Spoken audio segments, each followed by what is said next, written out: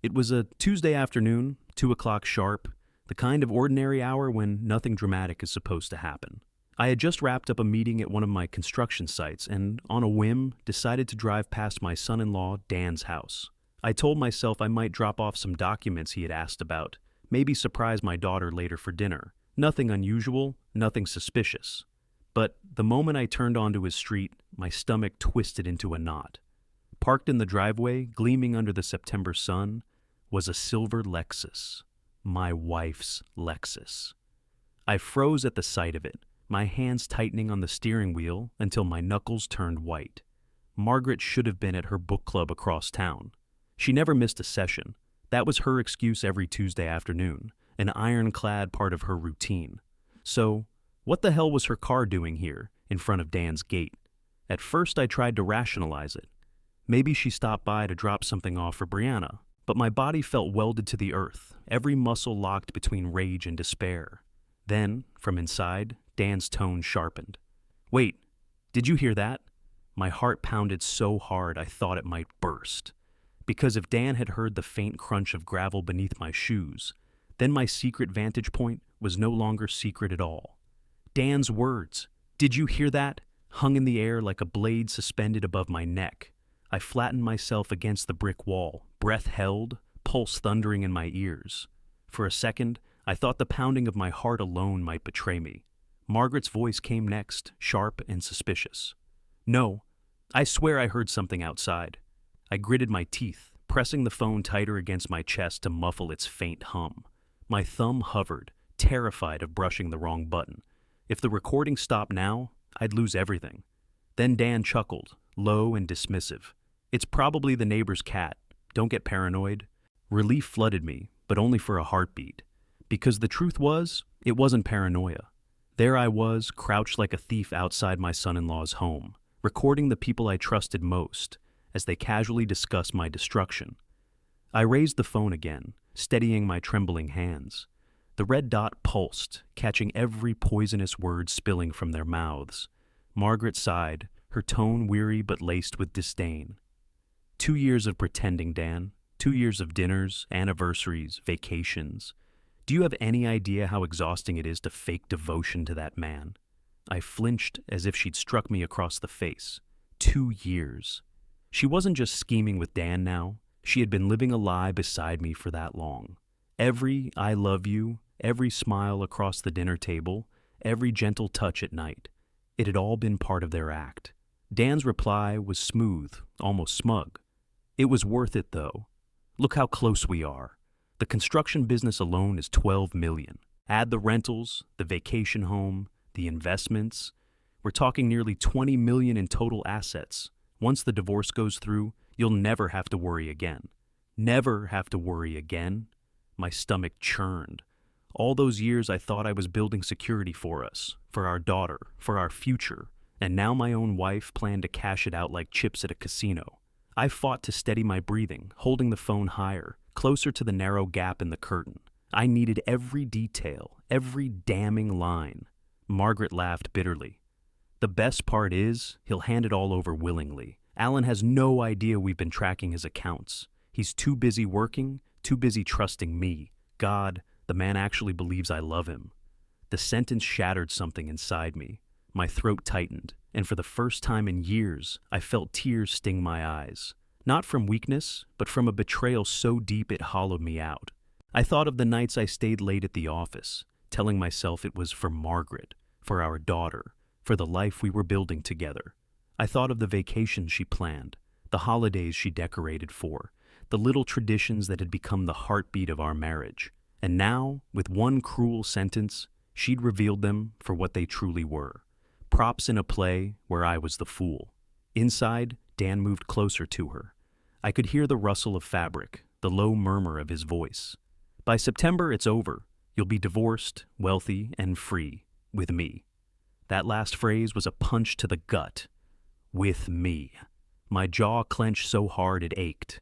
The conspiracy wasn't just financial. It was personal, intimate.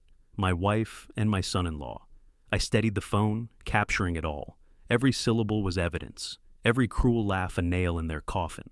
Yet, even as I recorded, a dark thought crept in. What if this recording wasn't enough? What if they destroyed me faster than I could expose them? Dan's voice cut through again, sharper now.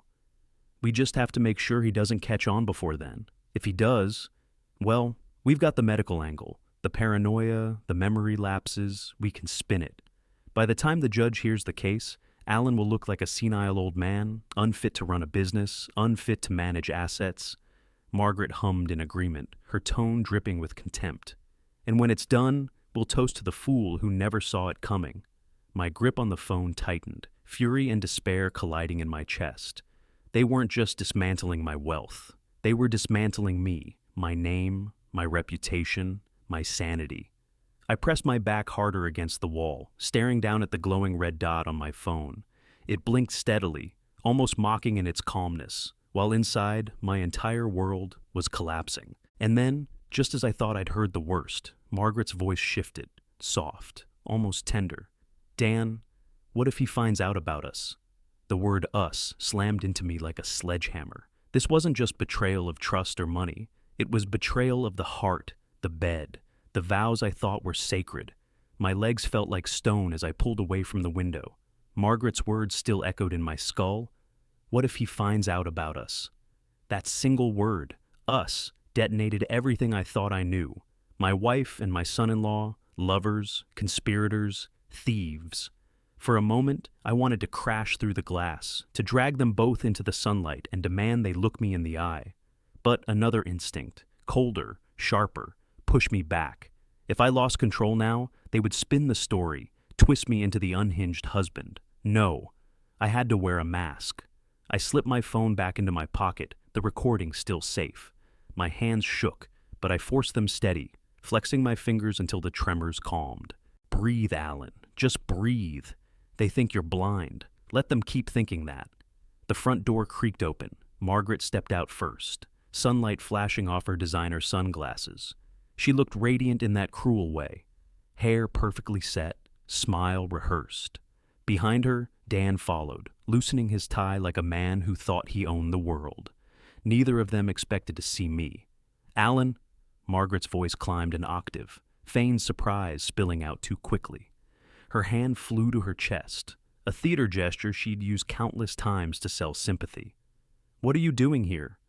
I summoned a smile, brittle as shattered glass.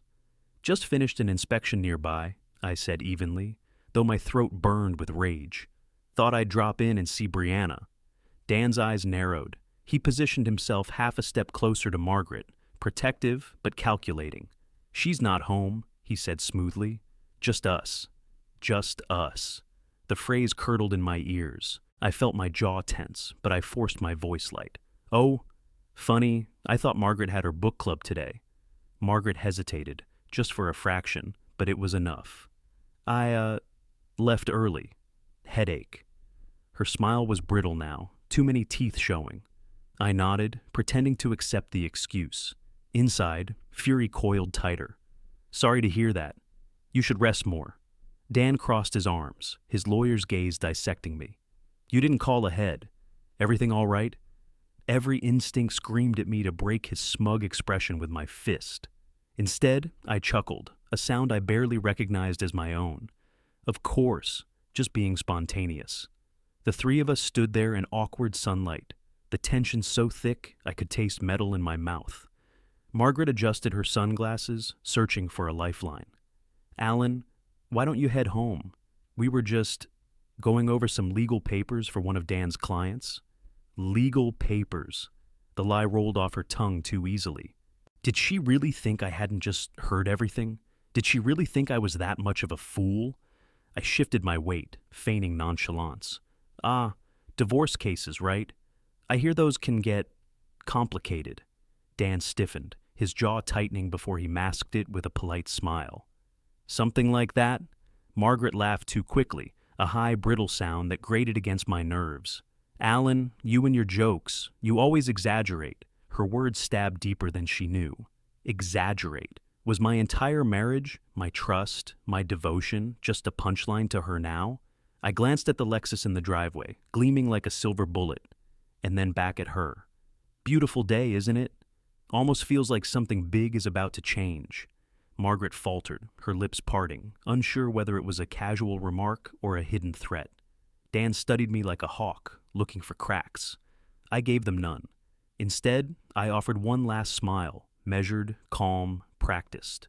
Well, don't let me interrupt your paperwork. I'll be seeing you both later.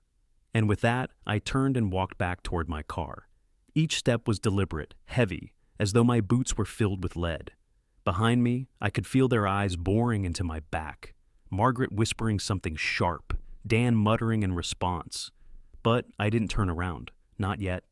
Not until I had everything I needed. As I slid behind the wheel, my hands trembled again, but this time, it wasn't fear.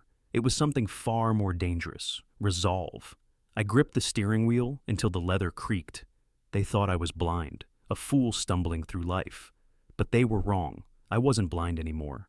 And God helped them when I finally decided to open my eyes. The drive home blurred before my eyes. Traffic lights flicked from green to red, but I barely registered them. My hands stayed locked on the steering wheel, knuckles pale, eyes fixed, but unseeing. I wasn't really on the road. Or maybe she needed Dan's legal advice for a friend's issue. My brain scrambled for innocent explanations, but none of them felt right.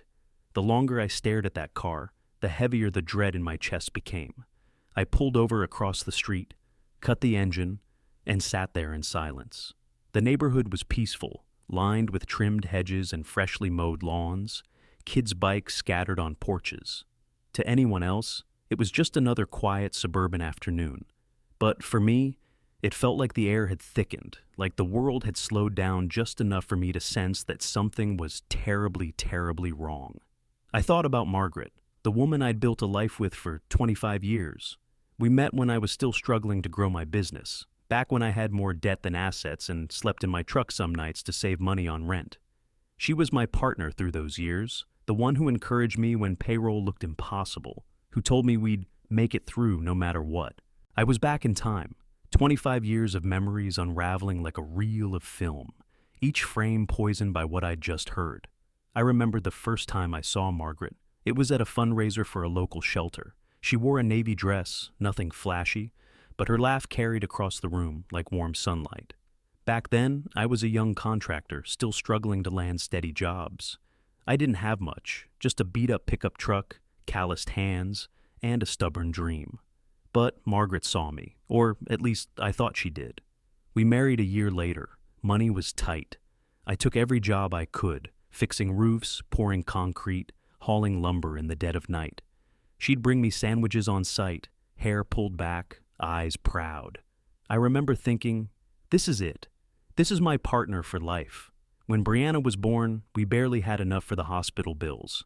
I worked double shifts, my clothes reeking of sawdust and sweat, while Margaret stayed home, rocking our daughter to sleep. I told myself all the sacrifice was worth it, every missed meal, every late night, because I was building something lasting for them, and build I did. A company that started with 2 men and a rented cement mixer became a multi-million-dollar construction empire. Offices downtown, crews across 3 states, properties, investments, a future. Each contract signed, each brick laid, I told myself, this is for Margaret, this is for Brianna, this is for us. But sitting in that Lexus memory now, hearing Margaret's laughter through Dan's window, all those years twisted into mockery. Had it all been a lie? Every anniversary dinner? Was she already planning her exit? Every kiss goodnight? Was she already measuring my worth in dollars and deeds? I gripped the wheel harder, my chest aching. I remembered our 25th anniversary. I had surprised her with a trip to Hawaii. She'd cried when I handed her the tickets. At least, I thought they were tears of joy. We walked the beach hand in hand, waves lapping at our ankles, and she told me she couldn't imagine life without me. Now I wondered if she had been imagining life without me all along, just with my money intact. Even the little things burn now, her habit of asking about the accounts, just to keep track, her insistence that I leave the legal paperwork to her and Dan. At the time, it felt like trust. Now I saw it for what it was, calculated positioning. And what about Brianna? Did she know? No. God, she couldn't. My daughter was the one bright flame that kept me steady through the darkest days. The thought that Margaret might use her as another pawn in this scheme made bile rise in my throat. I pulled into my driveway, the house looming before me. To anyone else, it was a beautiful suburban home, proof of decades of hard work. To me, it suddenly felt hollow, its walls echoing with Margaret's cruel laughter. Inside, I set my keys on the counter and sat at the dining room table, staring at the polished wood. My reflection stared back faintly, eyes bloodshot, face lined with years of labor and love. I didn't look like a fool, but that's exactly what I had been. I ran a hand across the table's smooth surface. I'd built it myself, back in the early years. Sanded it until my palms blistered, stained it until it gleamed. We'd shared every family meal here, every holiday. And now, sitting there alone, I wondered how many of those meals Margaret had spent silently plotting her exit. The house was quiet. Too quiet. Every creak of the floorboards above felt like an accusation. Every framed photograph on the wall seemed to mock me. Smiling faces, happy moments, all tainted now. For the first time in my life, I felt like a stranger in my own home. I leaned back in the chair, closing my eyes. The memories kept coming, each one sharper than the last. The first paycheck I handed her, proud. The Christmas mornings we stayed up all night assembling toys. The way she looked at me when I signed the papers on our lake house. But now, every memory carried a bitter aftertaste. Love had been my fuel, trust my foundation, and both had been weaponized against me. For 25 years, I thought I was building a fortress of family and loyalty. But in that moment, staring at the empty chair across from me, I realized I had been building a gilded cage. One Margaret and Dan were already holding the key to. I didn't sleep that night. I lay in bed, staring at the ceiling, Margaret breathing softly beside me, the same woman whose voice hours earlier had sliced me open like a blade. Her hand brushed my arm in her sleep, a familiar gesture, but instead of comfort, it sent a chill crawling up my spine. I shifted away, pulling the blanket tighter around me, eyes wide in the dark. Every laugh, every whispered word I'd overheard replayed in my mind. The recording on my phone was proof, yes, but it wasn't enough. If Dan was already laying the groundwork to paint me unstable, then I needed more than just suspicion. I needed a fortress of evidence, ironclad, undeniable, unshakable in court. By sunrise, my decision was made. I called Frank Donovan, my lawyer of 20 years. Frank was one of the few men I trusted completely, a bulldog in the courtroom, but measured and ethical to the core.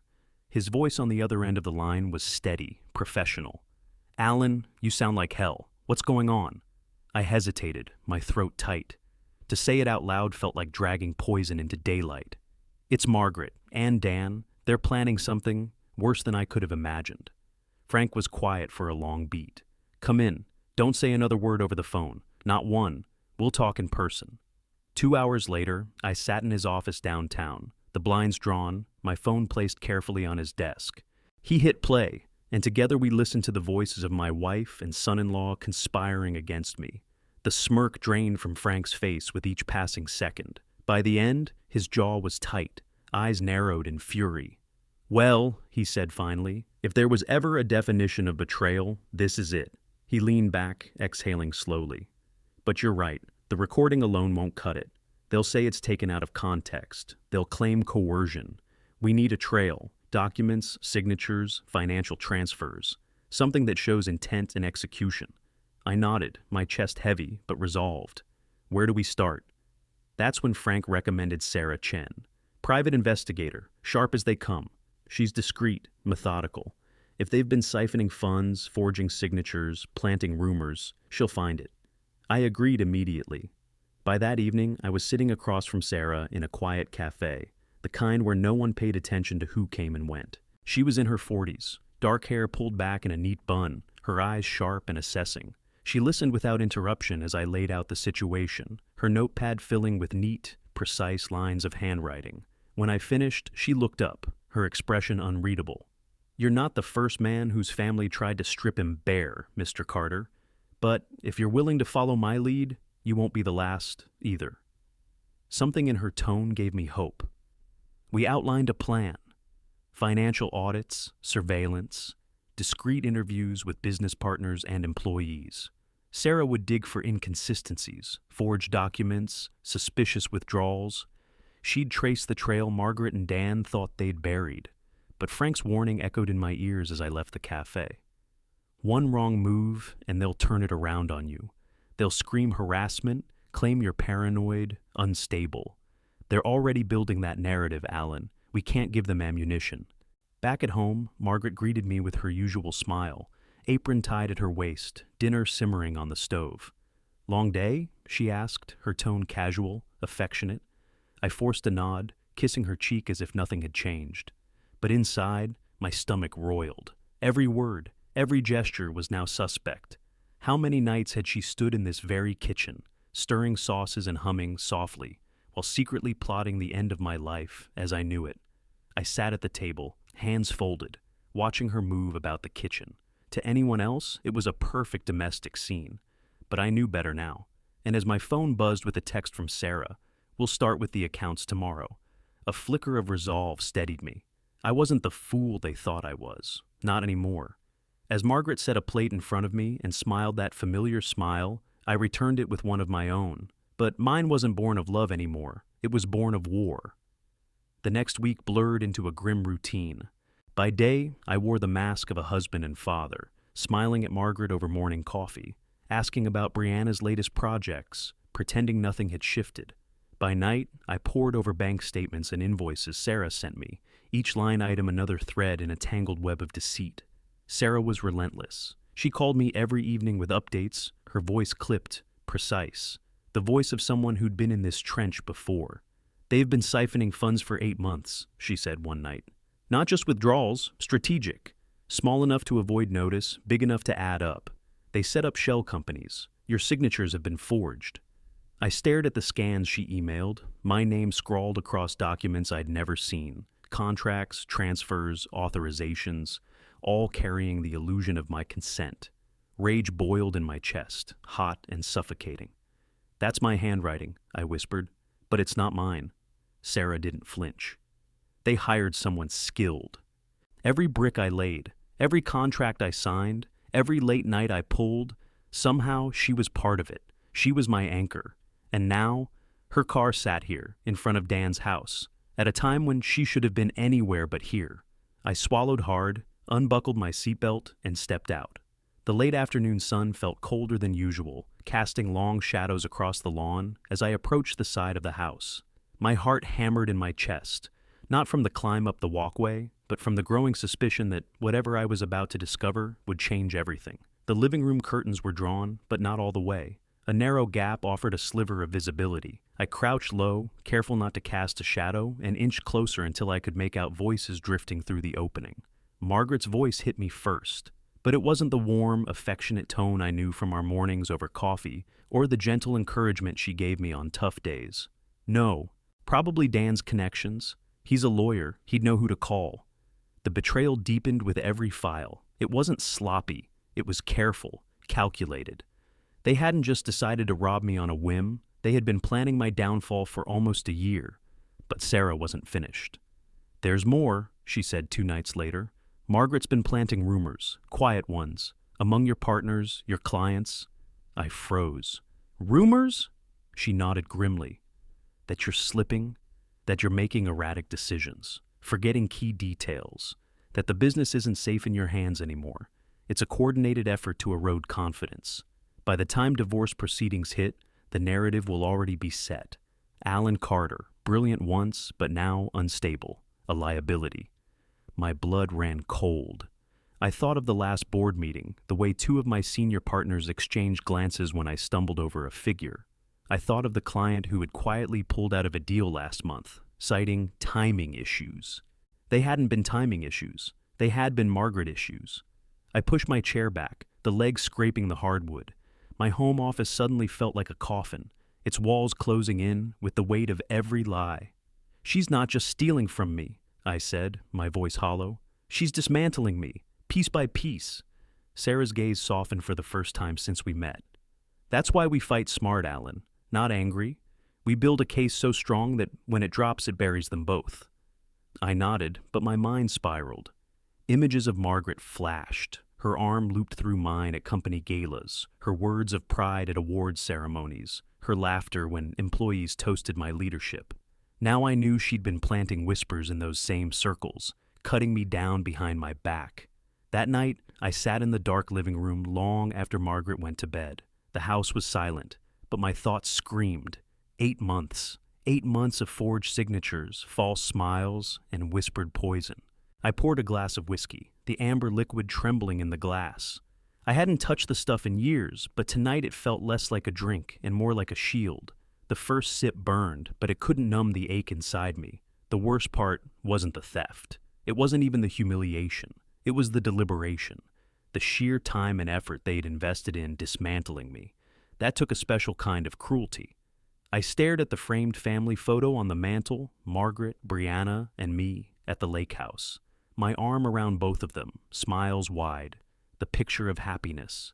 My chest tightened. To anyone else, it was a portrait of love. To me, it had become evidence of the longest-running lie of my life. I set the glass down with a thud, resolve simmering beneath the grief. If they thought I would crumble, they didn't know me at all.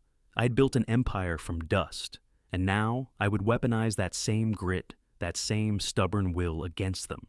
But as I turned out the lights and forced myself upstairs, a darker thought gripped me. If they had already been stealing from me for 8 months, what else had they done that I hadn't seen yet? I don't know how long I sat staring at the family photo on the mantel. Minutes, maybe hours. My glass of whiskey sat untouched, the ice melted into watery amber. For the first time in days, I felt the urge to hear a voice I could trust, a voice that wasn't coated in lies. So, I picked up the phone and called Emma. She answered on the second ring. "Dad, everything okay? You sound off." I swallowed hard. How do you tell your daughter that her mother, the woman who tucked her in at night, who braided her hair for school pictures, is plotting to destroy everything you've built? You don't. Not right away. "Could you come by?" I asked instead. My voice cracked, betraying the storm underneath. "I just need to see you." An hour later, she was at my door. Emma always had Margaret's eyes, but where Margaret's gaze had grown sharp and calculating, Emma's was warm, searching. She stepped inside, took one look at me, and frowned. "Dad, you look like you haven't slept in a week." She wasn't wrong. I motioned toward the dining table, the same one I'd built with my own hands years ago. "Sit down. There's something you need to know." For the next 20 minutes, I told her everything. Not all at once. I couldn't bring myself to unload it in a single blow. But piece by piece, I laid out the recording, the forged documents, the shell companies, the rumors about me slipping, and finally, the affair. Emma's face shifted with each revelation. First confusion, then disbelief, and finally, a quiet horror. By the end, tears welled in her eyes. "Mom," she whispered, her voice trembling, "she... with Dan? For 2 years?" I nodded, throat tight. She pressed her hands over her mouth, shaking her head. "I knew she was jealous sometimes, of your work, of how much you loved building the company, but this, Dad, this is evil." Her words cracked something in me. I hadn't realized how badly I needed someone to confirm that I wasn't losing my mind, that this betrayal wasn't just paranoia twisting my thoughts. Emma reached across the table, gripping my hand. "You are not crazy. You are not what they're trying to make you out to be. You've given everything to this family, everything, and I won't let them take that from you." For the first time in days, my chest loosened. Just a fraction. "Emma," I said quietly, "they're planning to paint me as unstable, to convince the court, my business partners, everyone, that I can't be trusted. I need help. I can't fight this war alone." She nodded fiercely, her grip tightening. "Then you won't be alone. Whatever you need, watching Mom, keeping track of her lies, even talking to Brianna, I'll do it. I'll be your eyes and ears." Emotion swelled in my throat. My daughter, caught in the middle of her parents' war, and yet here she was, choosing me, choosing truth. I managed to smile, though it was fragile. "You know, when you were little, you used to sit in my office while I worked. You'd scribble on scrap paper and tell me you were helping Dad build." Emma laughed softly, tears slipping down her cheeks. "Guess I'm still helping you build, just a different kind of project now." I leaned back, the weight on my shoulders just a little lighter. I wasn't alone anymore. I had an ally, someone Margaret couldn't twist, someone Dan couldn't manipulate, and together we would fight. But as Emma stood to leave, she hesitated by the door, her expression shifting. "Dad, there's something I should tell you." My pulse quickened. "What is it?" She bit her lip, eyes flicking to the floor. "Last week, Mom tried to turn me against you. She said you were hiding money from the family, that you weren't the man you used to be. I didn't believe her, but now I think she was testing me, seeing if I'd pick her side." The words hit me like a hammer. Margaret wasn't just preparing to betray me in court. She had already started her campaign inside my own family, trying to erode the last bond I had left. I felt a cold shiver run down my spine. Margaret hadn't just stolen my trust. She had tried to steal my daughter's loyalty too. And if she was willing to pit Emma against me, what else was she capable of? After Emma's confession, something hardened inside me. Grief had held me hostage long enough. If Margaret and Dan wanted to play games, then I would play better. But I wouldn't scream, wouldn't confront, wouldn't give them the satisfaction of seeing me unravel. No, I'd make them believe I was still blind, still trusting. And in that false security, they would slip. The war would be fought quietly, and it would begin in my own home. The first move came 2 days later. Over breakfast, I slid a stack of papers onto the counter. Draft retirement plans I'd mocked up with Frank's help. Numbers, projections, even a mock letter to the board suggesting I might step down within the year. I made sure Margaret saw them as she walked past with her coffee. Her eyes flicked to the papers, lingered, and then darted back to me. I feigned distraction, buttering my toast as if nothing in the world could be less important than grainy bread. By that evening, Sarah texted me a screenshot. Margaret had messaged Dan. "He's thinking of retiring early. Perfect timing." I almost laughed. Hook, line, and sinker. The next week, I planted another seed. An envelope half tucked in my desk drawer, forgotten. Inside were fake emails about potential buyers for my company. A deal that suggested I was thinking about cashing out. Sure enough, Margaret found it. I knew because that night she was suddenly affectionate. Too affectionate. She poured me a glass of wine, touched my arm, told me how proud she was of me. And for the first time in weeks, I smiled back without wanting to break. Because I knew it wasn't love. It was greed. I reported everything to Sarah, who documented the timing of Margaret's behaviors against the bait I left. "Classic manipulation," she said, voice tinged with admiration. "You're giving them a stage, and they're performing exactly as we need." But the psychological war wasn't just about fake papers. It was about playing the role of a man slipping, forgetting where I put my keys, asking Margaret twice about dinner plans, leaving a light on in the garage overnight. Little things, just enough to make her believe I was faltering, and she believed it. One evening, I caught her whispering to Dan in the study. I stood just outside the door, their voices muffled but clear enough. "He's losing it," Margaret murmured. "Left the car running in the driveway for an hour." This voice was colder, sharper, like steel wrapped in silk. "When he finally signs the papers, everything falls right into place," she said, almost casually. I felt the air leave my lungs. My mind reeled, trying to process what I had just heard. Papers? What papers? Then came Dan's voice, smooth and confident. The same tone he used when talking clients into bad deals. "He's too trusting, Margaret. He won't even see it coming. By the end of this, we'll have it all. His company, the properties, the accounts, everything." My knees nearly buckled beneath me. My wife, my son-in-law, plotting against me as if I were some naive fool. I pressed myself against the brick wall, heart racing, sweat prickling my forehead despite the mild autumn air. My ears strained for every word, my body frozen between fury and disbelief. And then Margaret laughed, that familiar laugh I used to adore. But now, twisted in this context, it cut through me like a blade. "He's not the man he used to be." Dan's reply was smug, satisfied. "Good. By the time we're in court, no one will question it." I bit the inside of my cheek until I tasted blood, forcing myself not to storm in. Instead, I walked away, heart pounding with fury, but lips curved into the faintest smile. Every word, every whisper was another nail in their coffin. Emma played her part too. She visited often, feeding me tidbits about Margaret's conversations, catching fragments of her phone calls. Sometimes Emma's hands shook as she relayed the details, her own mother conspiring in the open, but her resolve never wavered. "We're going to beat them at their own game, Dad," she said one night, her voice fierce. The irony wasn't lost on me. For years, Margaret had accused me of caring more about my business than about her, and now she was underestimating me for the same reason, thinking I was too busy, too trusting, too distracted to see the rot beneath my roof. I leaned into the role of the weary husband. I let Margaret believe her performance was flawless. I let Dan believe his schemes were airtight. All the while, Frank and Sarah were building an arsenal of evidence behind the scenes. Financial records, forged documents, whispered rumors traced back to their source. But there was one risk I couldn't ignore. The longer I played weak, the bolder they would become. And boldness, I knew, could lead to reckless mistakes, or to devastating moves I hadn't yet anticipated. Late one night, after Margaret had gone to bed, I sat in my office, staring at the glow of my laptop.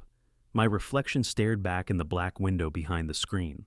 Eyes tired, jaw set. A man balanced on the knife edge between rage and resolve. I whispered to myself, "You wanted a fool, Margaret. I'll give you one. Until the day I show you what a fool can really do." I thought I was the one running the game. But as I shut the laptop and caught a flicker of movement in the hallway mirror, I realized something chilling. Margaret might already suspect that I wasn't as blind as she believed. It started with a conversation over dinner. Margaret set her fork down delicately, folded her napkin as if rehearsing a script, and looked at me with practiced concern. "Alan," she began, her voice soft, too soft. "Maybe we should talk about options, about what happens if things keep getting difficult for you." I froze mid-bite. "Difficult?" She sighed, tilting her head, playing the role of the patient wife. "Your forgetfulness, the stress, the instability. I just think it might be better, for both of us, if we explored mediation." The word slammed into me like a brick. Mediation, divorce, dressed up in polite packaging. Before I could respond, Margaret reached across the table, touching my hand with that false tenderness I now despised. "I want what's best for you, for us. Or, if we do this amicably, no one has to get hurt." But her eyes betrayed her. They gleamed with calculation, not compassion. I forced a smile, though bile burned the back of my throat. "Amicable, right?" 2 days later, Dan called me directly. His tone was professional, clipped, as though we were discussing a business contract. "Alan, given your recent struggles, Margaret and I think it's wise to settle quickly. Mediation would protect your reputation. Courts can get messy." I nearly crushed the phone in my hand. My struggles? He was already reciting the narrative they had built. The unstable husband, the fading patriarch. And for a terrifying second, I wondered if they were right. Because lately, I had forgotten things. Left lights on, misplaced keys, fumbled details I used to recite in my sleep. Yes, some of it was deliberate, part of the role I was playing. But other slips were real. Stress gnawed at me. Sleepless nights turned days into fog. What if I was cracking under the weight of it all? The thought hollowed me out. I sat in my office that night, staring at the papers Frank had given me. My reflection in the window looked worn, haunted. For the first time since this nightmare began, doubt clawed at me. Maybe they'll win. Maybe I am slipping. The phone rang, startling me. Sarah's number flashed across the screen. I answered, my voice rough. "What is it?" Her words cut through my despair like lightning. "Alan, I found something. Big." My spine straightened. "Tell me." She didn't waste a second. "Margaret's been siphoning money not just into shell companies, but into a personal account. One you never knew about. Separate from everything else. And she's leasing an apartment downtown. Has been for over a year." I gripped the phone tighter, blood roaring in my ears. An apartment. A secret life. "That's not all," Sarah continued. "I pulled surveillance. She isn't alone there. Dan's been visiting regularly. I've got photos, timestamps, even building entry logs." For a moment, the world tilted. The air in the room grew heavy, suffocating. I leaned back in my chair, eyes squeezed shut. The betrayal wasn't just financial, wasn't just reputational. It was physical, intimate. Margaret hadn't just stolen my trust. She'd given it to someone else. Sarah's voice softened. "Alan, this isn't about paranoia anymore. This is proof. They're building a case against you, yes, but we're building a stronger one against them. You're not crazy. You're not broken. You're being hunted. And now we've got the evidence to turn the hunt on them. My chest heaved as fury coursed through me, hot and steady. The doubt that had gnawed at me minutes earlier evaporated, replaced by a clarity so sharp it burned. They thought they had me cornered. They thought I would fold. But this wasn't a defeat. This was the opening I needed. I whispered into the receiver, my voice steady for the first time in days. Then we hit them where it hurts. I ended the call, staring at the photo of Margaret on my desk. Once, it had symbolized love. Now, it was nothing more than a target. The war wasn't just financial anymore. It was personal, and I was done playing the fool. When Sarah handed me the folder, I thought I was prepared. After everything I'd seen, everything I'd heard, what more could possibly gut me? But the moment I opened it, my world cracked even deeper. Inside were photographs, grainy but damning. Margaret and Dan slipping into the downtown apartment together at night. Leaving in the morning, side by side, like husband and wife. Restaurant receipts, hotel bookings, bank transfers tied to Margaret's hidden account. A paper trail of deceit stretching back years. But it wasn't just years. Sarah pointed to the timeline she'd assembled. 3 years, Alan. This didn't start recently. It began long before the siphoning, long before the forged signatures.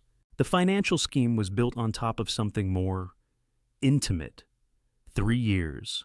I stared at the dates. 3 Christmases, 3 anniversaries, 3 birthdays where Margaret had kissed me, held me, smiled for family photos, all while living another life behind my back. The air left my lungs. My chest tightened until I thought I might suffocate. "She's been planning this," Sarah continued, her tone steady but tinged with anger. "This wasn't an affair of opportunity. It was a strategy. The relationship gave them leverage, trust, access, cover." I closed the folder, my hands trembling. 3 years, I whispered. The words felt foreign, jagged in my throat. That night, I told Emma. We sat in the living room, the lights dim, the quiet broken only by the ticking of the old clock on the mantel. She listened silently as I laid it out, the photos, the timeline, the betrayal that stretched back further than either of us wanted to imagine. Her face crumpled, tears spilling down her cheeks. 3 years? Dad, that means... I nodded, finishing the thought she couldn't bring herself to say. That means every family holiday, every time your mother told me she loved me, every time she looked me in the eye, it was all a lie. Emma covered her mouth, her body shaking. I thought maybe this was just temporary, a phase, but 3 years? She was never going to stop. I pulled her into my arms, holding her as tightly as I could. She sobbed against my chest, her grief and mine mingling until I couldn't tell where one ended and the other began. When she finally pulled back, her eyes were red but blazing. "Dad, you have to know something. Mom, she tried to turn me against you. Last week she told me you were hiding money from the family, that you were selfish, that you cared more about your company than about us. She said..." Emma's voice cracked, but she forced the words out. "She said you didn't love me the way you used to." The words cut deeper than any knife. Margaret hadn't just betrayed me. She had tried to poison the bond between me and my daughter, the one pure thing left in my world.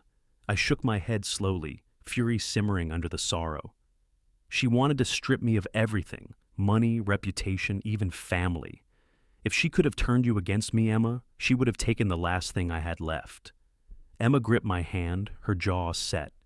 "She'll never get that. Not from me. I know who you are, Dad. I know what you've given. She can lie to everyone else, but not to me."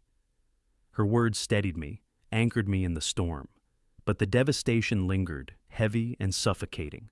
The woman I had built my life with, the woman I trusted beyond reason, had not only betrayed me, she had weaponized my own daughter in her campaign to destroy me. As Emma left that night, I stood at the window, watching her taillights disappear into the dark. The house around me felt emptier than it ever had. 25 years, she said softly, almost mocking, and he still thinks I love him. The words sank into me like poison. My vision blurred, my breath shallow. For a moment, I thought I might collapse right there on the lawn. I stumbled backward, my shoe crunching on a fallen branch. The sound was louder than it should have been, a crack that seemed to echo in the stillness. Inside, the voices went silent. That twig snapping beneath my foot was small, almost nothing. But in that moment, It felt like a gunshot, one that might have just given me away. The silence inside the house stretched like a taut wire. My pulse thudded in my ears, drowning out the ordinary sounds of the neighborhood. The faint hum of a lawnmower down the block. A dog barking 2 streets away. For a moment, I was convinced Margaret and Dan had heard the crack of that twig beneath my shoe. Not even the silence was mine anymore. It belonged to the betrayal that haunted every room. I clenched my fists, whispering into the darkness. 3 years. She took 3 years from me, but she won't take another day. For the first time, I understood the depth of Margaret's cruelty. She hadn't just cheated on me, she had tried to erase me from my own family. And if she was willing to go that far, how far would she go next? The night of the family dinner, the air in my own house felt poisoned. Margaret moved through the kitchen with her usual grace, plating roast chicken, humming softly as though everything were normal. Dan arrived carrying a bottle of red wine, his smile polished, his tone too casual. I played my role too, the weary husband, the distracted father.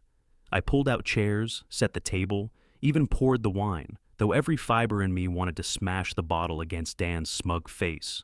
Brianna joined us, unsuspecting, her chatter filling the silence like a balm. She asked about work, about Emma, about her own cases at the firm.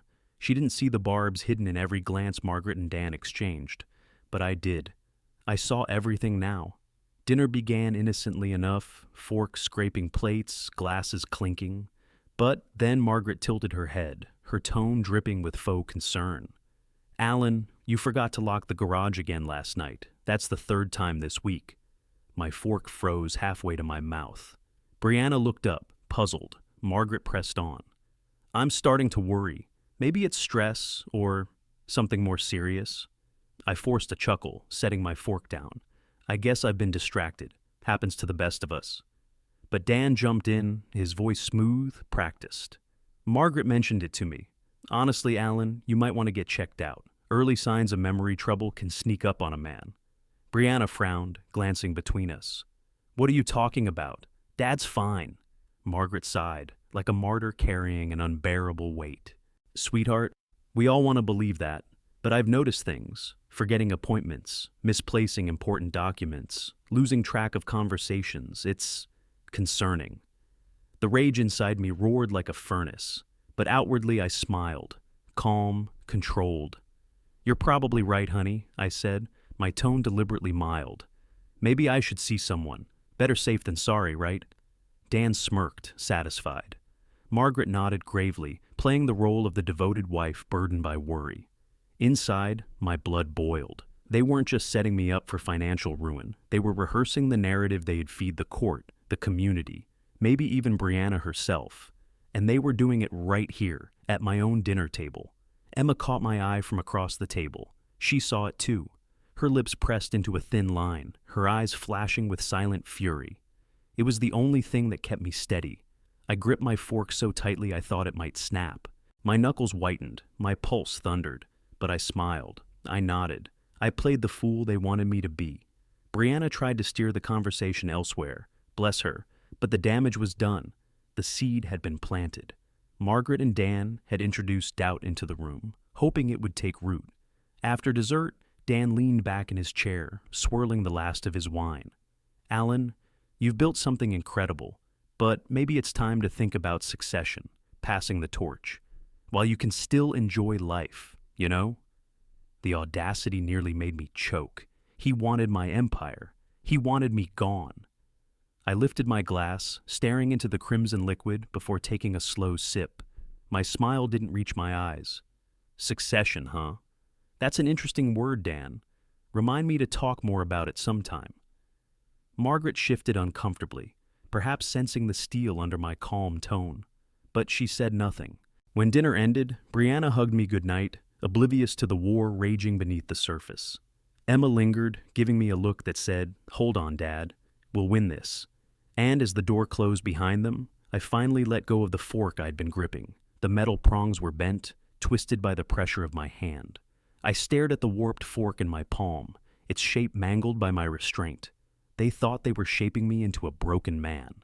But all they had done was forge steel and fire, The morning after the cursed dinner, I met Frank at his office. The city outside buzzed with commuters and construction, but in the quiet of his corner suite, the world narrowed to just the two of us, and the war we were about to wage.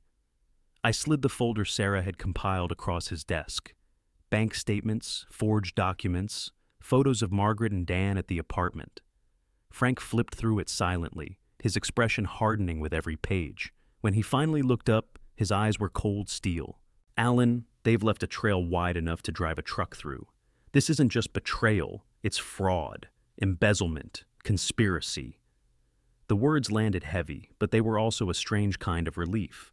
For weeks I had felt like a man drowning, unsure if I was losing my grip on reality. Now, finally, the tide was turning. Frank leaned forward, tapping a page with his pen. "Here's what we do. First, we file emergency motions to freeze every account connected to them. Margaret's, Dan's, the shell companies. If they can't move money, they can't keep stealing. Second, we subpoena Dan's client files. He's been using his position to orchestrate this mess, and once the court sees it, his career is finished." I exhaled slowly, the first real breath of hope in weeks. "And Margaret," Frank's mouth tightened. "She's complicit. The forged signatures alone could put her on the stand for fraud. But we'll hit her where it hurts most, in the divorce proceedings. By the time we're done, she won't just lose half. She'll lose credibility, permanently." The plan was ruthless, and it was exactly what I needed.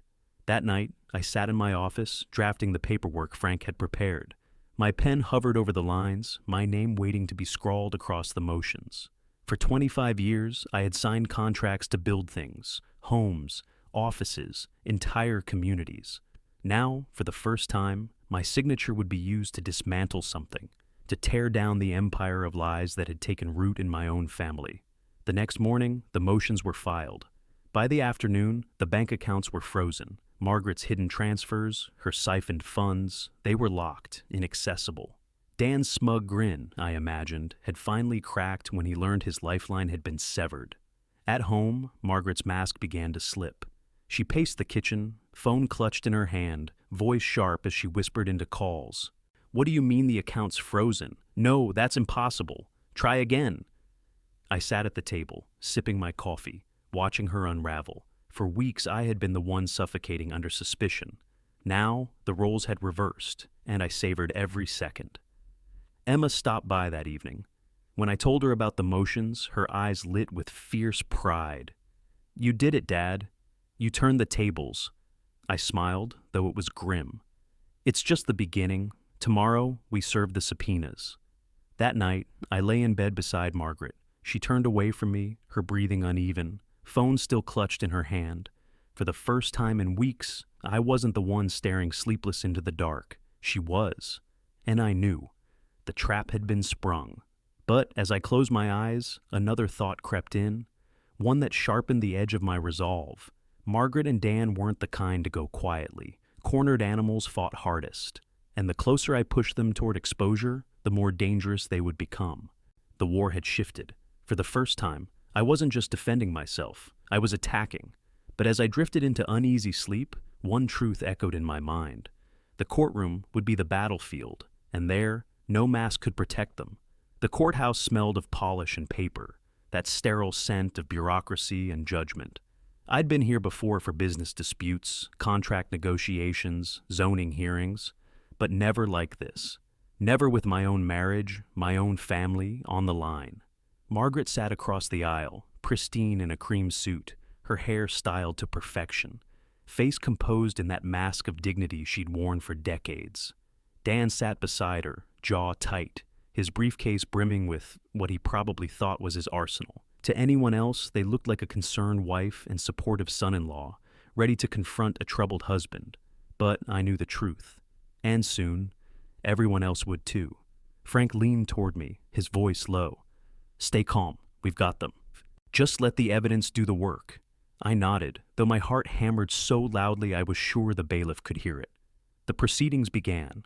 Dan rose first, playing the part of counsel, his voice smooth, confident. "Your Honor, my client, Mrs. Carter, has endured tremendous hardship in her marriage. Mr. Carter has become unstable, forgetful, paranoid, prone to erratic behavior. For her safety and for the preservation of their shared assets, she is requesting immediate mediation and majority control. Margaret lowered her eyes, playing the role of the long-suffering wife. I almost laughed at the performance. Almost. The judge nodded, then turned to Frank. "Mr. Donovan?" Frank rose, his movements measured, deliberate. "Your Honor, while opposing counsel paints a picture of a man unraveling, the reality is far darker. What we have here is not a husband's decline. It is a conspiracy, a calculated plot to strip my client of everything he has built." He gestured toward me. My entire body froze, lungs refusing to draw air, waiting for a shout, a slammed window, some sign that I'd been exposed. But after a long, suffocating pause, Margaret's voice resumed, lower this time, conspiratorial. "You copied the deeds, right?" she whispered. Dan's answer came quick, slick, confident. "Every last one, the bank statements too. He practically handed me the keys to his kingdom without realizing it." I clenched my fists so tight my nails bit into my palms. Kingdom. That's what they called it. The empire I'd built with sweat, blood, and sleepless nights. To them, it was just loot waiting to be plundered. Margaret chuckled softly, a sound that once would have warmed me on the coldest nights. God, Alan actually thinks I care about his boring construction stories, those endless worksite details, 25 years of nodding and pretending, and the fool still believes it. The words slammed into me harder than any physical blow. My pulse spiked. This was it. Frank lifted a tablet, pressing play. The courtroom speakers crackled, and then Margaret's voice filled the air. Once he signs the papers, everything falls into place. He's so trusting, he'll never see it coming. A murmur rippled through the room. Dan's face paled. Margaret's eyes widened, her hands clutching the armrest. Frank continued, his voice steady. "For months, Mrs. Carter and her son-in-law, Mr. Dan Whitaker, have siphoned funds, forged documents, and plotted not only financial theft, but character assassination. This recording, taken directly from their own words, is only the beginning." Another clip played, Dan's voice, smug and damning. "We'll paint him as senile. By the time we're in court, he'll look like a fool." Gasps filled the gallery. A woman in the back covered her mouth. The judge leaned forward, expression hard. "Mr. Whitaker, Mrs. Carter, do you care to explain this?" Dan shot to his feet, sputtering. This is taken out of context. It's a fabrication." But Frank was ready. He lifted another folder. Forged signatures on bank transfers, shell companies traced to Mrs. Carter's account, surveillance placing Mr. Whitaker at an apartment leased under a false name. "This is no fabrication, Your Honor. This is fraud, conspiracy, adultery." The judge's gavel slammed once. "Order!" Margaret's mask cracked. She shook her head wildly, her voice trembling. "Alan, please, you don't understand." I met her eyes, steady, unflinching. For the first time in decades, I saw her stripped of her charm, her polish. Just a woman caught in her own lies. Dan tried again, his lawyer's voice faltering. "Your Honor, these are private marital matters. Not when they involve fraud," the judge cut in sharply. The gallery buzzed louder. Business associates, neighbors, even a reporter scribbling notes, all of them watching as Margaret and Dan's empire of deceit collapsed in real time. I sat there, silent, my hands folded, a calm washing over me. For weeks I'd felt powerless, drowning under their manipulation. But now, in this courtroom, the truth was no longer mine alone. It was undeniable, irreversible. The judge's voice rang out, final and damning. "The court will not tolerate conspiracy or fraud. These matters will proceed to criminal investigation. In the meantime, all assets remain frozen under Mr. Carter's control." Margaret's face drained of color. Dan slumped back in his chair, eyes hollow. I didn't smile, not yet. But inside, a fire burned steady. This wasn't just survival anymore. This was justice, and it had only begun. As the gavel struck again, echoing through the courtroom, I realized something undeniable. The world finally knew who Margaret and Dan really were, and there was no going back. The courtroom was only the beginning. Word travels fast in our community, too fast for Margaret and Dan to contain. By the time I left the courthouse, whispers had already escaped into the hallways, into the waiting room, onto the phones of people who knew people. The truth was no longer locked in a folder or hidden in a recording. It was alive, spreading like fire through dry brush. The first calls came that evening. Business partners, men and women I'd known for years. Their voices were clipped, cautious, but each conversation ended the same way. Alan, we stand with you. We'll continue our contracts. Don't worry, we know the truth now. By the next morning, Dan's law firm issued a statement. He had been suspended pending investigation. That single line hit the local papers, and by lunchtime, the story was everywhere. Prominent attorney accused in fraud, family conspiracy. His face, smug in old campaign photos from when he flirted with a political run, was plastered beside headlines dripping with disgrace. Margaret didn't fare any better. Her friends, the women she lunched with every Wednesday, the ones she bragged to about vacations and renovations, they stopped calling. When she tried reaching out, they didn't answer. Social invitations dried up overnight. She wasn't Margaret, the polished wife of a successful businessman anymore. She was Margaret, the adulteress, the conspirator. I'll never forget the day I saw her at the grocery store. She stood in the aisle, clutching a basket of produce, her eyes darting nervously as whispers trailed behind her. A woman she'd known for years passed by without so much as a nod. Another gave her a look that could curdle milk. Margaret's chin trembled, but she forced her shoulders back, pretending not to notice. I noticed, and for the first time in weeks, I felt something other than rage or despair. I felt vindication. Emma called me later that day. Dad, Mom's falling apart. She keeps calling me, but I can't even pick up. Not after everything she's done. Her voice broke, but then it steadied. She's finally seeing what it feels like to be on the outside. Alone. Alone. The very thing she had tried to make me. Dan tried damage control, of course.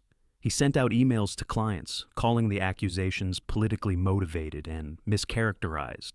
But the evidence was too strong, the whispers too loud. His phone calls went unanswered. His calendar cleared itself as meetings vanished one by one. The man who once strutted through town like he owned it now avoided eye contact. His shoulders slumped. And yet, despite the humiliation they both faced, neither Margaret nor Dan came to me with apologies. Not yet. Pride clung to them like armor, even as it cracked. They thought, maybe, they could still salvage something. That illusion wouldn't last. At night, I sat in my office reading the news articles, the statements of support from partners, the silence from those who had once doubted me. I felt lighter. The weight that had pressed on my chest for months was shifting. It wasn't gone, not yet, but it was lifting. Still, I knew this wasn't over. Public humiliation was powerful, yes, but it wasn't the endgame. Margaret and Dan still had assets frozen, reputations in ruins, legal storms brewing. The real confrontation, face to face, unmasked, was still to come. And I was ready for it. As I closed the laptop and let the glow fade into darkness, one truth pulsed steady in my chest. Margaret and Dan weren't just losing money or reputation. They were losing the very image they'd built their lives on, and I was about to be the one to shatter what little remained. It happened 3 nights after the courtroom bombshell. I was at home, alone in the living room, when the doorbell rang. The sound echoed through the empty house, sharp and insistent. For a moment, I considered ignoring it, but something in the rhythm, a desperate pounding rather than a polite chime, pulled me to the door. When I opened it, Margaret stood there. No makeup, no perfect hair, no polished mask. Her eyes were swollen, her face pale, her hands trembling as they clutched the frame of the door. "Alan," she whispered, her voice breaking. "Please, let me explain." I stared at her for a long moment, then stepped aside. 5 minutes. She walked in like a ghost, her heels clicking too loudly against the hardwood. She sat on the couch, hands twisting in her lap, and for the first time in decades, she looked small, deflated. "It was Dan," she began, her words tumbling out in a rush. "He manipulated me. He seduced me, convinced me it was the only way. I was lonely, Alan. You were always working, always gone. He filled a void you left behind. But I never wanted it to go this far." Her excuses spilled into the silence like acid. Once, they might have cut me. Now, they only hardened me. "You planned this for 3 years," I said coldly. 3 years of lies? Don't tell me this was a mistake. Tears streamed down her face. She reached for my hand, but I pulled back. Alan, I swear, I still love you. I lost myself. Please don't let this destroy us. I almost laughed. Us. There was no us anymore. Before I could respond, my phone buzzed. Dan's name flashed on the screen. I answered without hesitation, putting him on speaker. Alan, his voice cracked, no trace of his usual arrogance. Listen, Margaret's unstable. She dragged me into this. I was only trying to help her. You know me? I'd never do this to you. I glanced at Margaret. Her eyes widened, her face twisting with fury. He's lying! He pushed me into everything. For a moment, I simply stood there, watching them both unravel, Margaret in person, Dan's voice crackling through the speaker. Each desperate to shove the blame onto the other, each clawing for survival. Finally, I spoke, my voice steady, cutting through their chaos.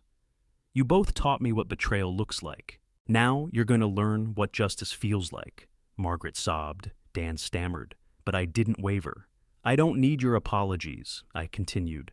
I don't need your explanations. The courts will handle you. The world already knows who you are. And me, I'll rebuild without you, in spite of you, stronger than before. Silence followed. The kind of silence that comes when the fight has drained out of someone, when the truth leaves no room for argument. Margaret finally rose, wiping her face with shaking hands. So, that's it? 25 years, and you throw me away like trash? I met her gaze, unblinking. You threw us away the day you chose him over me. I'm just taking out what's left. She stumbled to the door, her shoulders shaking. Dan's voice sputtered one last time through the phone. Alan, please. I hung up. As the door closed behind her, the house was quiet again. But it wasn't the same suffocating quiet of betrayal. It was the quiet of release, of finality. My wife, the woman I trusted with my life, dismissing me like I was nothing more than a prop in her performance. I pressed closer to the window, desperate to hear every word, even though each one felt like another knife to the chest. Dan shifted, his voice taking on that lawyer's cadence of his. The timeline is perfect. File for divorce in June. Claim irreconcilable differences. With the new statutes, she's entitled to half of everything acquired during marriage. That alone is $12 million. Add in spousal support, and she's sitting pretty for life. Margaret's laughter followed, brittle and cruel. And I won't even have to lift a finger. All I had to do was play the doting wife. I wanted to scream, to burst through that window and demand answers. But something inside me, some instinct honed by years of negotiations and betrayals in business, forced me to stay silent. This wasn't just betrayal, this was premeditated execution. If I charged in now, all I'd have was fury, no proof. I sat back down, letting the weight of it settle. For months, they had made me feel powerless.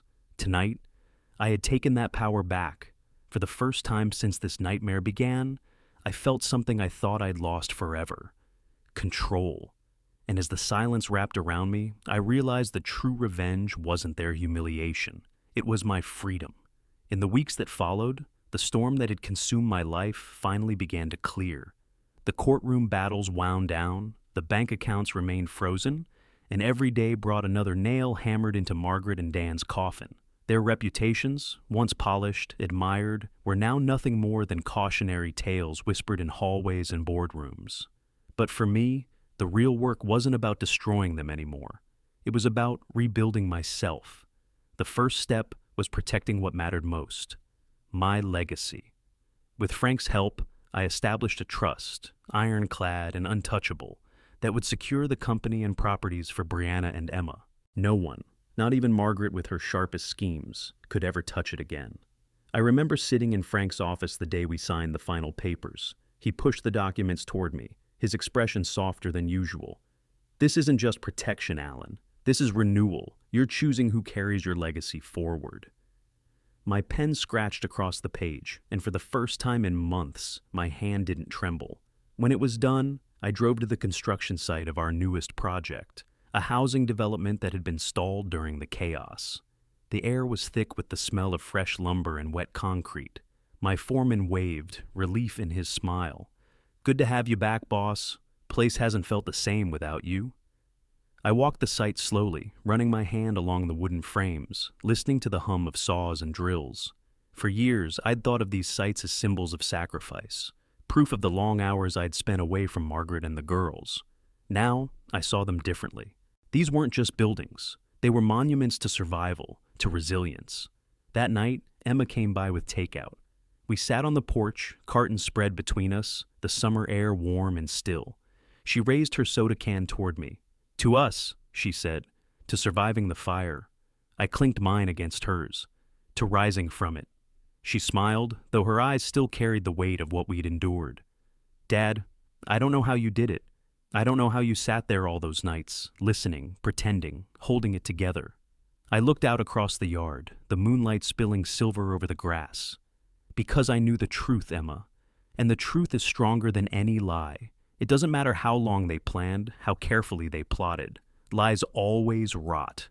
But truth stands." Her hand slipped into mine, and for the first time in a long time, I felt steady, whole. The house was still filled with ghosts, Margaret's perfume lingering in the closet, her handwriting on old recipe cards, her face in the photographs that lined the walls. But little by little, I began to reclaim it. I replaced the wedding photos with pictures of my daughters. I cleared the shelves of her trophies and filled them with mementos from projects I was proud of. I wasn't erasing her. I was reclaiming myself. Some nights, the loneliness still crept in. 25 years is a long time to unravel.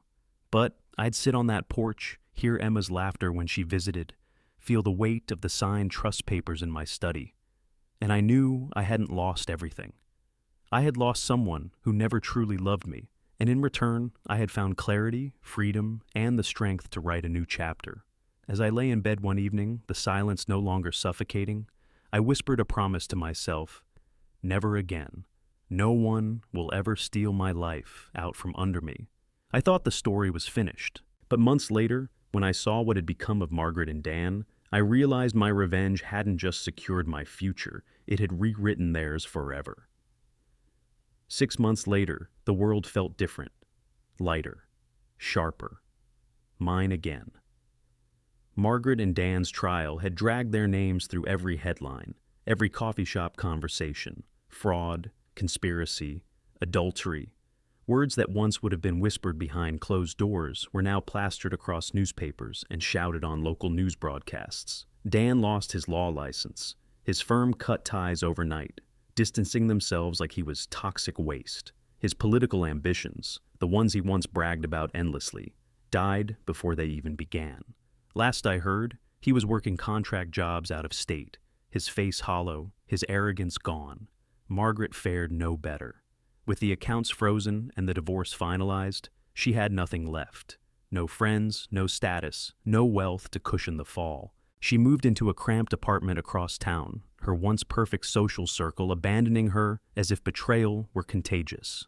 I caught sight of her once, leaving the grocery store with a half-empty cart, her shoulders stooped, her clothes no longer polished but wrinkled and worn. For the first time, I saw her as she truly was, not the glamorous wife, not the master manipulator, but just a woman who had gambled everything and lost.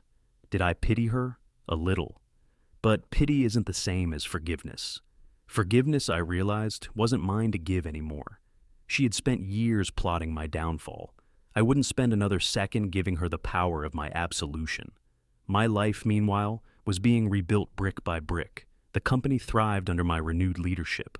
Partners who had once doubted me now sought me out with even greater respect, telling me quietly that my survival, my dignity, had inspired them. The trust I'd established ensured that Emma and Brianna would inherit not just wealth, but a fortress of security Margaret could never touch. At home, the changes were more personal. Emma visited often, bringing laughter back into the halls that had been silent for too long. Brianna, after learning the full truth, stood firmly by my side. For the first time in years, I felt my family united, not fractured, not poisoned, but whole. One evening, I hosted dinner at the lake house, the same place where Margaret had once kissed me under fireworks, where I had believed we were unshakable. Now, it was different. Emma and Brianna sat across from me, their laughter echoing over the water. I grilled steaks, poured wine, and for the first time, I wasn't thinking about betrayal. I was thinking about the future. As the sun dipped below the horizon, Emma raised her glass. To Dad, she said softly, who showed us that strength isn't about never falling. It's about standing taller after you've been knocked down. My throat tightened, but I lifted my glass. To truth, I replied. Because no matter how long lies live, the truth buries them in the end. The clink of glasses sealed it. Later that night, when the house was quiet and my daughters were asleep in the guest rooms, I stepped outside onto the deck. The lake shimmered under the moonlight, calm and endless. I took a deep breath, the cool air filling my lungs, and realized something. I wasn't defined by Margaret's betrayal anymore. I wasn't the victim. I wasn't even just the survivor. I was free. And freedom, after 25 years of lies, was the sweetest revenge of all. Margaret and Dan lost everything they schemed for. But me, I kept the one thing they never understood, the power to rebuild. And that is how I turned their betrayal into the foundation of my new beginning. No leverage. So, I did the only thing I could. With trembling hands, I reached into my pocket and fumbled for my phone. My thumb hovered over the record button. For a split second, doubt gnawed at me. Was I really about to spy on my own wife? But then her voice rang out again, venomous and mocking.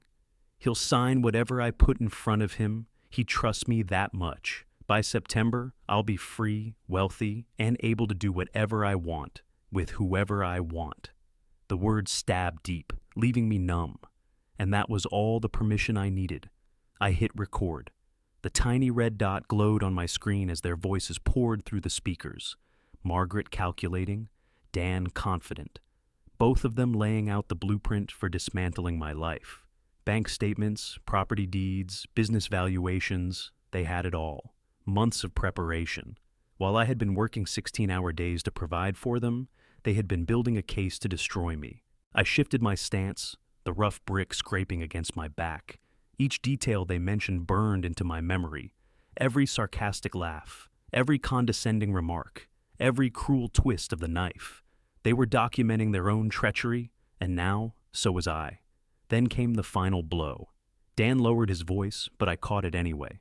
You know, if he resists, we've got the medical angle ready. Paranoia, instability, memory lapses. I've already planted the seeds with a few people. By the time we're in court, he'll look like a senile old fool. Margaret sighed, as if annoyed by the inconvenience. Let's just hope he doesn't make it harder than it needs to be. The man's too trusting for his own good. My vision swam. Not only were they stealing my fortune, they were plotting to paint me as insane. They weren't just dismantling my wealth. They were dismantling me. I wanted to move, to step